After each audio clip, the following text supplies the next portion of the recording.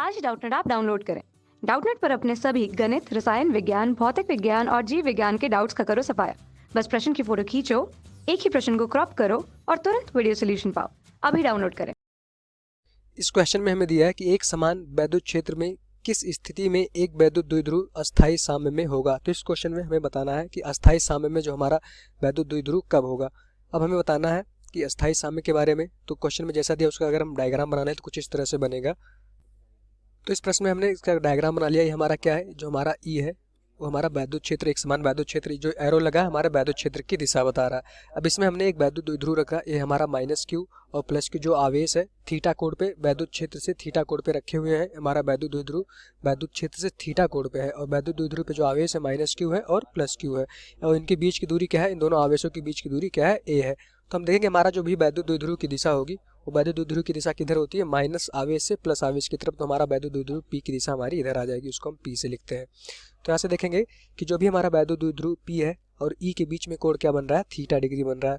चूंकि हमारा कोण थीटा डिग्री बन रहा है तो यहाँ से जो भी स्थितिज ऊर्जा होगी इस वैद्युत द्विध्रुव की, अगर एक समान वैद्युत क्षेत्र में रखा जाए तो उसकी स्थितिज ऊर्जा क्या होती है, -pe cos थीटा। थीटा क्या होता है, हमारा वैद्युत क्षेत्र और वैद्युत द्विध्रुव के बीच में कोण होता है। अभी देखेंगे हमारा वैद्युत क्षेत्र E है और हमारा वैद्युत द्विध्रुव P है। P की दिशा हमारी इस दिशा में, तो इन दोनों के बीच में जो कोण बन रहा है वो क्या है, थीटा है।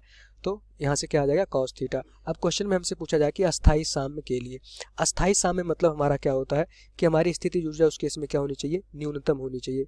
ये हमारा याद रखिएगा कि जब कोई भी द्विध्रुव एक समान वैद्युत क्षेत्र में रखा जाएगा, अगर उससे हमें पूछा जाए कि अस्थायी साम्य के लिए, तो अस्थायी साम्य में स्थितिज ऊर्जा अगर न्यूनतम हो गई तो क्या होता है, अस्थायी साम्य होता है। अस्थायी साम्य होता है। अगर कहा जाए कि अस्थायी साम्य, अस्थायी साम्य के लिए क्या हो जाएगा, अस्थायी साम्य। इस क्वेश्चन में हम बता देते हैं, क्वेश्चन में पूछा नहीं गया है। इस केस में हमारी जो स्थितिज ऊर्जा U होती है वो क्या होता है, अधिकतम होता है। अधिकतम हमारी स्थितिज ऊर्जा अगर हो गई तो हमारा वो क्या हो जाएगा, अस्थायी साम्य हो गया। अब यहाँ से जो स्थितिज ऊर्जा है वो किस पे डिपेंड कर रही है, PE cos थीटा पे। अब यहाँ से हम देखेंगे P की वैल्यू तो हमारी नियत है, चूंकि हमारा P क्या होता है, P हमारा Q इंटू A के बराबर। Q क्या होता है, हमारा वैद्युत द्विध्रुव का कोई एक आवेश Q और उनके बीच की दूरी A, उनके बीच की दूरी क्या है, A है। तो यहाँ से हम ले लेंगे उनके बीच की दूरी। तो हमारा P की वैल्यू नियत रहने वाली है क्योंकि हमारा आवेश नहीं बदलेगा। उनके बीच की दूरी भी नियत रहने वाली है। E हमारा वैद्युत क्षेत्र वो भी नियत रहने वाला है। तो हमारा जो cos थीटा है वो कम थीटा को ही बदल सकते हैं। थीटा हमारा क्या है, वैद्युत क्षेत्र और वैद्युत द्विध्रुव के बीच का कोण। अगर हम थीटा को बढ़ाते जाएं, थीटा बढ़ाएंगे तो हमारा वैद्युत द्विध्रुव क्या होगा, ऐसे इस दिशा में बढ़ता चला जाएगा। अगर हम थीटा बढ़ाएंगे तो हमारा वैद्युत द्विध्रुव यहाँ आ जाएगा। तो अभी देखेंगे थीटा हमारा वैद्युत क्षेत्र से ये हमारा थीटा हो जाएगा। तो थीटा बढ़ाएं या थीटा को हम घटाएं, अगर थीटा को घटाएंगे, थीटा ये इस दिशा में घटेगा तो हमारा वैद्युत द्विध्रुव इस दिशा में आएगा, वैद्युत क्षेत्र की तरफ। तो हमसे पूछा गया है कि न्यूनतम स्थितिज ऊर्जा। अब स्थितिज ऊर्जा जो है -PE cos थीटा हो जाएगी, तभी हमारा अस्थायी साम्य आएगा। तो अगर हम थीटा की वैल्यू यहाँ से 0 डिग्री देख लें, रख दें, थीटा 0 मतलब कि हमारा जो भी P है और वैद्युत क्षेत्र है उनके बीच का कोण क्या हो जाए, 0 डिग्री हो जाए। तो अगर थीटा 0 रखेंगे तो यहाँ से देखेंगे U की वैल्यू क्या हो जाएगी, -PE cos 0 डिग्री। तो cos 0 की वैल्यू क्या होती है, 1 होती है। तो यहाँ से देखेंगे U की वैल्यू क्या हो जाएगी, -PE। तो हमारा स्थितिज ऊर्जा जो होगी न्यूनतम यही हो जाएगी। चूंकि cos थीटा जो होता है, हमारा cos थीटा सबसे ज़्यादा न्यूनतम कहाँ होता है, 0 डिग्री पे हमारा cos थीटा क्या होता है, 1 होता है।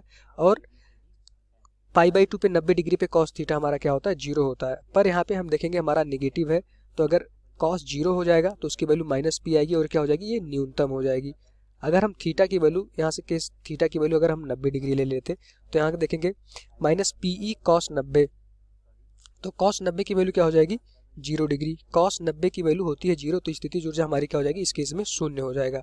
ठीक, अगर हम थीटा की वैल्यू ले लेते 180 डिग्री, थीटा की वैल्यू 180 डिग्री ले लेते तो यहाँ से हम देखेंगे जो हमारा U की वैल्यू आ जाएगी -PE cos 180 डिग्री। cos 180 का मान क्या होता है, -1। तो यहाँ से देखेंगे -1 -PE इंटू -1, तो इस केस में UE की वैल्यू क्या आ जाएगी, PE के बराबर आ जाएगा और ये क्या आ जाएगा, धनात्मक आ गया। आप देखेंगे अगर थीटा की वैल्यू 180 डिग्री लेंगे तो हमारा स्थितिज ऊर्जा धनात्मक हो गई और ये क्या आ जाएगा, अधिकतम। अगर अधिकतम स्थितिज ऊर्जा हो गई, सबसे ज़्यादा स्थितिज ऊर्जा क्या हो सकती है, हमारी PE हो सकती है और ये अधिकतम हो गई। तो हमारा क्या हो जाएगा, अस्थाई साम्य हो जाएगा। तो क्वेश्चन में हमसे पूछा गया कि अस्थाई साम्य के केस में क्या होना चाहिए, हमारी स्थितिज ऊर्जा न्यूनतम न्यूनतम क्या हो जाएगी हमारी, माइनस पीई के बराबर हो जाएगी। और स्थितिज ऊर्जा अगर माइनस पीई के बराबर हो गई तो हमारा, हम कहेंगे जो हमारा द्विध्रुव है वो क्या है, अस्थाई है। द्विध्रुव क्या हो जाएगा, अस्थाई हो जाएगा।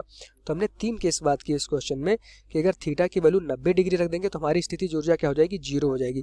अब अगर हम देखें स्थितिज ऊर्जा हमारी या तो -1 हो सकती है, या 0 हो सकती है, या तो 1 हो सकती है। अब हमें पता है कि जब अस्थाई साम्य होगा तो हमारी स्थितिज ऊर्जा मिनिमम होगी या न्यूनतम होगी। तो न्यूनतम इन तीनों में क्या है, -1। तो स्थितिज ऊर्जा किस हो जाएगी, माइनस पीई के बराबर हो जाएगी। ये हमारा न्यूनतम होगा और अस्थाई साम्य होगा। अधिकतम अगर हो गई तो हमारा हो गया अस्थाई साम्य, मतलब अनस्टेबल इसको इंग्लिश में बोला जाता है, अस्थाई साम्य हो गया। और अगर 0 हो गई तो हमारा क्या हो जाएगा, स्थितिज ऊर्जा 0 हो जाएगा, मतलब 0 हो गई। तो क्वेश्चन में हमसे पूछा गया था कि आप अस्थाई साम्य के बारे में बताइए कि वैद्युत द्विध्रुव अस्थाई साम्य में होगा जब उसकी स्थितिज ऊर्जा किसके बराबर हो जाए, माइनस पीई के बराबर हो जाए, तभी वो क्या होगा, अस्थाई साम्य में होगा।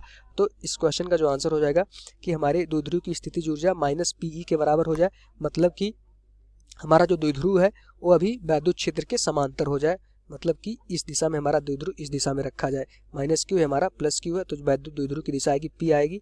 पी और ई के बीच में क्या हो जाए, कोण 0 डिग्री हो जाए, मतलब थीटा की वैल्यू क्या हो जाए, 0 डिग्री हो जाए।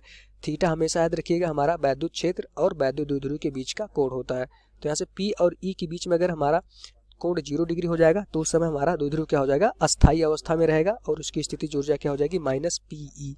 अब अगर इस क्वेश्चन में अगर P की दिशा इधर हो जाती और हमारा E की दिशा इस दिशा में, तो दोनों 180 डिग्री का कोण बनाते। E हमारा इधर है और P हमारा इधर है, E हमारा इधर है, P हमारा, दोनों के बीच में देखिए कोण 180 डिग्री बनेगा। तो हमारा क्या हो जाएगा, अस्थायी संतुलन हो जाएगा। इस केस में हमारी स्थिति ऊर्जा धनात्मक P हो जाएगी। तो हमसे क्वेश्चन में सिर्फ अस्थायी साम्य के बारे में पूछा गया था। तो अस्थायी साम्य में हमारा स्थिति ऊर्जा माइनस पीई के बराबर होगी और उनका अगर कोण देखा जाए तो हमारा वैद्युत द्विध्रुव और वैद्युत क्षेत्र के बीच में कोण 0 डिग्री होना चाहिए। यही इस क्वेश्चन का आंसर हो जाएगा। तो इस क्वेश्चन का आंसर क्या हो जाएगा, उसकी स्थितिज ऊर्जा न्यूनतम होनी चाहिए जब थीटा क्या हो जाए, हमारा 0 डिग्री हो जाए, तब हमारी स्थितिज ऊर्जा क्या हो जाएगी, न्यूनतम आएगी। Thank you. कक्षा 6वीं से 12वीं से लेकर नीट, IIT, जेईई वो एडवांस के लेवल तक 1 करोड़ से ज्यादा छात्रों का भरोसा। आज ही डाउनलोड करें डाउटनेट ऐप या व्हाट्सएप करें अपने सारे डाउट्स 8400 400 400 पर।